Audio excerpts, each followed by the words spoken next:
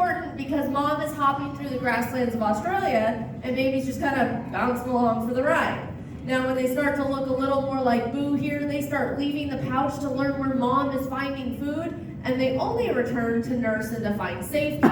Now kangaroo are an amazing marsupial. They can hop at speeds over 40 miles an hour, leaping 25 feet in a single bound.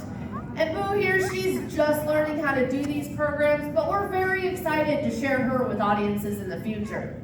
Our next guest also comes from Australia, and he has a pretty unique voice.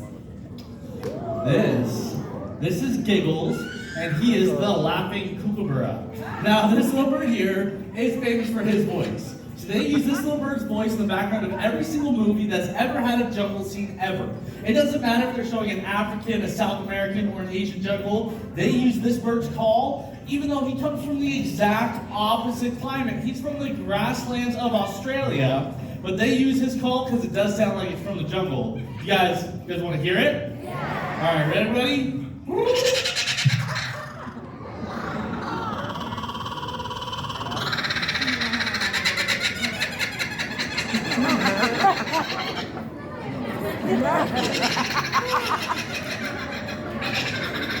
It sounds like he's laughing.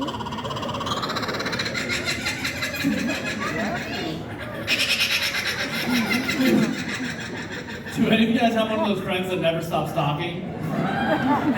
If you don't, you're probably that friend. Now,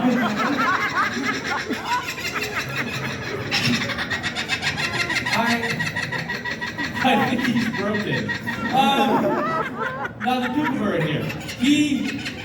He may be famous for that call of his, but I think he should be famous for something else. Because this bird here, he's actually the largest member of the kingfisher family, which means he's a hunter.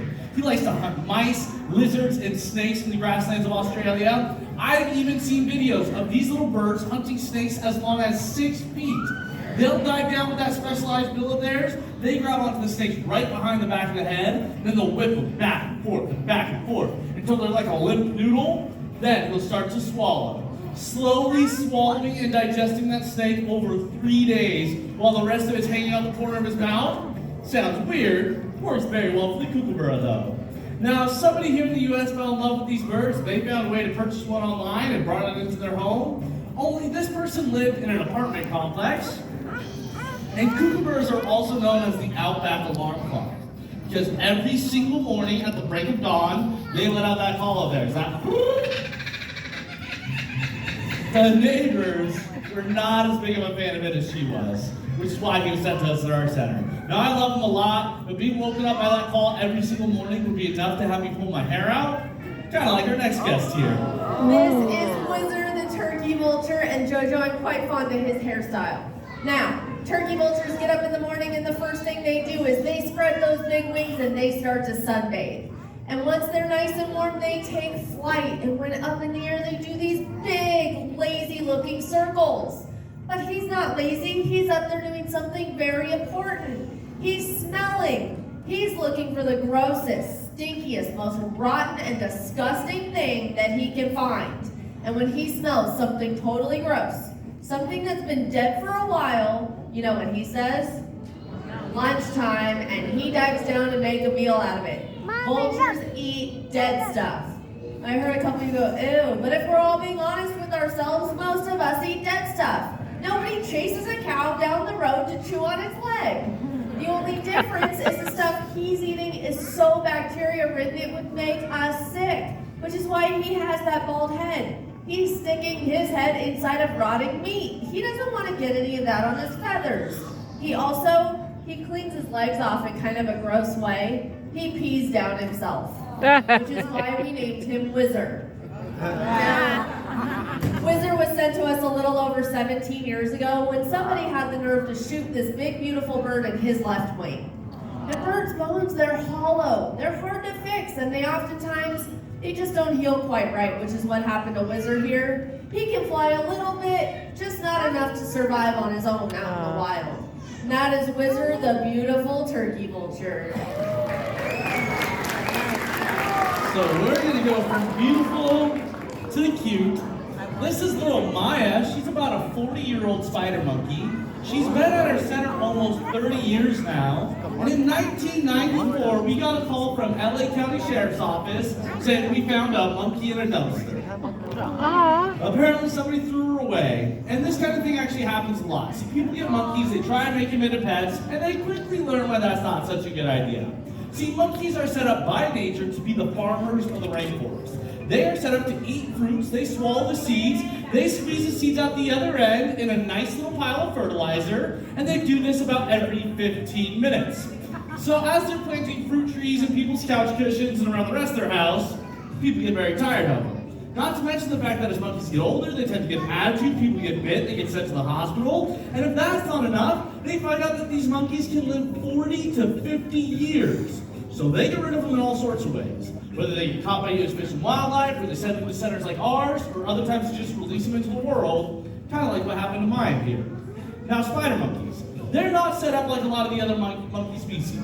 Instead of having that opposable thumb on her hand, which she does have one on her foot, she has 4 alien-like fingers. In fact, can I see your hand here, girl? She has 4 alien-like fingers that allow her to grab onto the branches, and she can swing through the trees as fast as a horse can run on land. She also has the coolest tail in the jungle. Her tail is better than every single other monkey species' tail. It is so dexterous that she can pick up something as small as a grain of rice with the tip of her tail, and actually use it for all sorts of stuff. She carries food around with it, she'll hang by that tail, she scratches her head with her tail, I've even seen her pick her nose with it. I mean, it's the most amazingly useful tail I have ever seen. Now, whenever we get a new monkey into our center, we always try and find other monkeys for them to live with. They're very social animals, they require those social bonds.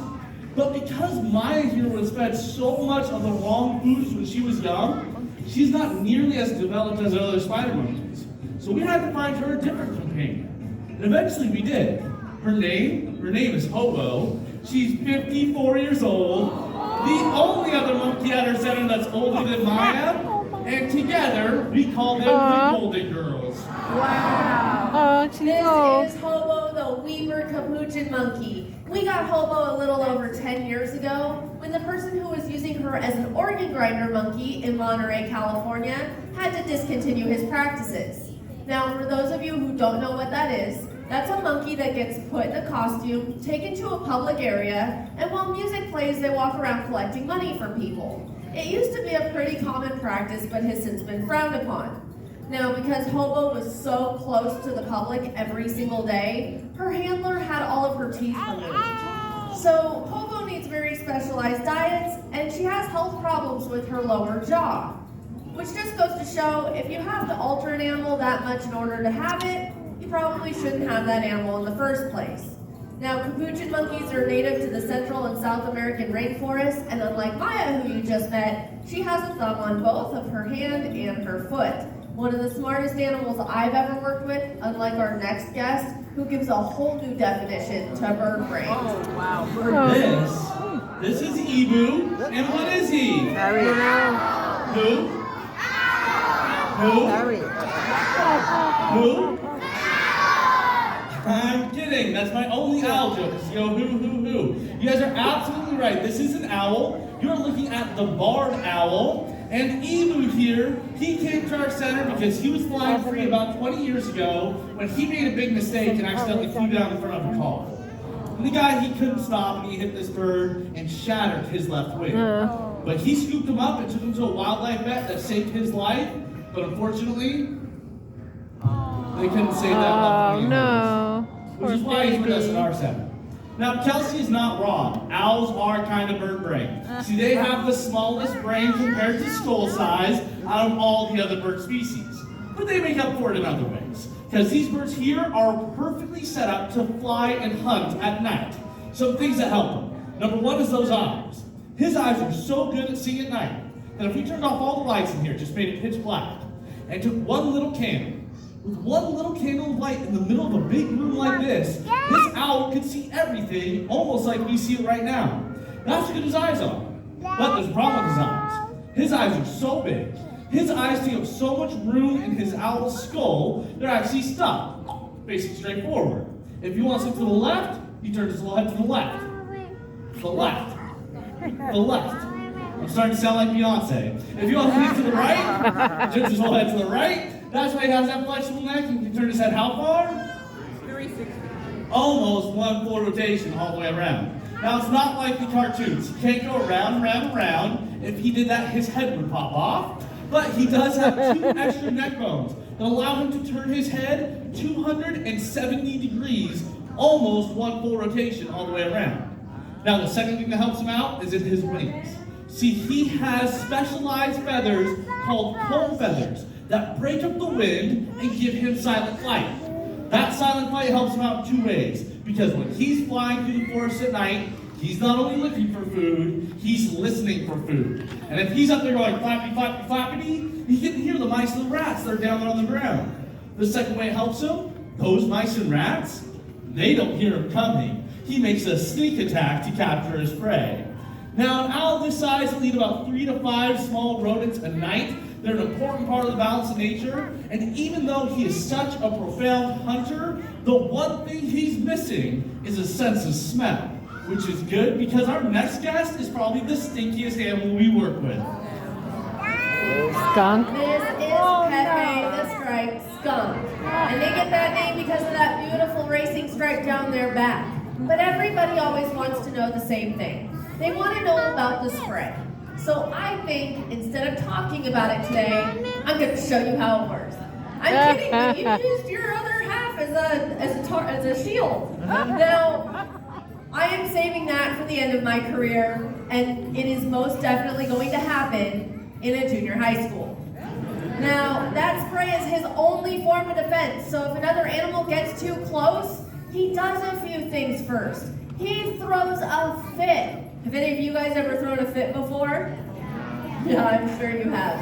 He'll stomp his feet. He'll even do handstands, waving that tail in the air as if to say, back off or I'm going to spray you. And if those warnings aren't listened to, then he sprays. And he can spray up to 15 feet, which means some of you are in his splash zone.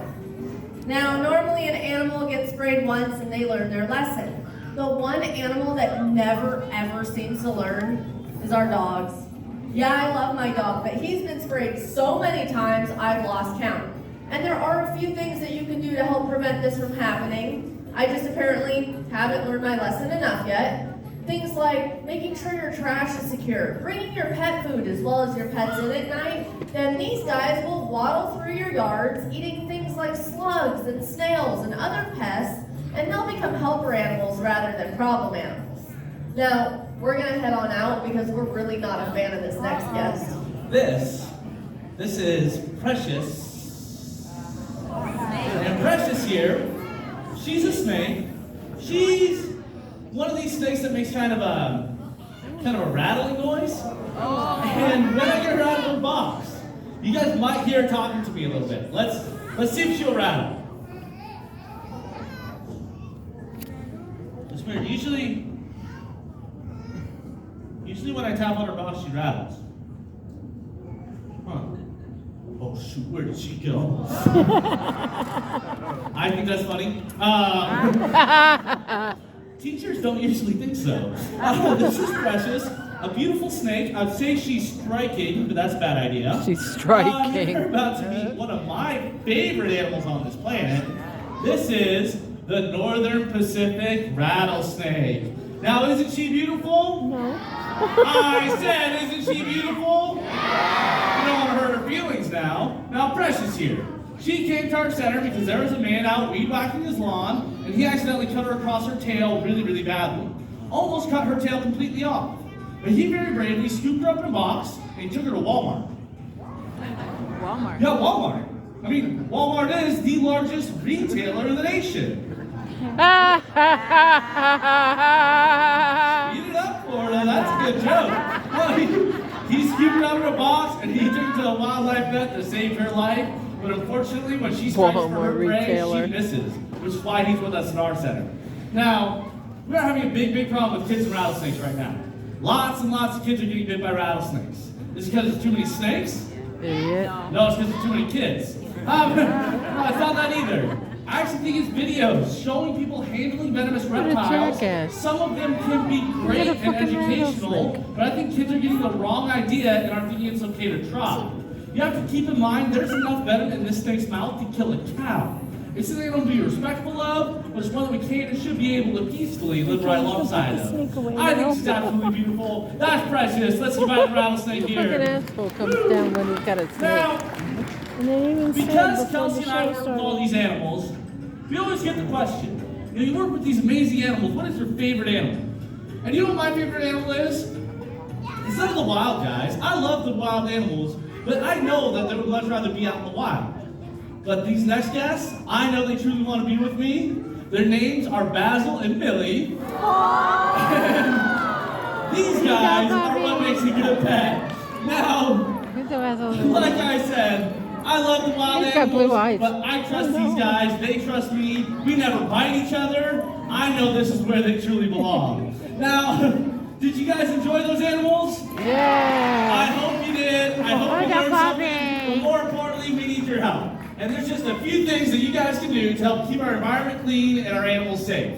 Things like reducing our single-use plastics. That's a huge one right now. And making sure that we're picking up garbage I know, as well isn't it as pretty? recycling. Or if you find a sick or injured animal in the wild, get it to the Wildlife Rescue Center. There are literally One blue thousands eye. of places set up to give the animals the proper care they need and hopefully get them back out into the wild. These few things and wildlife can live right alongside of us, and I think that makes the world He's a got really one blue cool eye. place to live. Thank you guys so much for being a super fun audience and enjoy the rest of your day here at SeaWorld. Bye, everybody. Oh, look at that. One blue eye and one brown eye.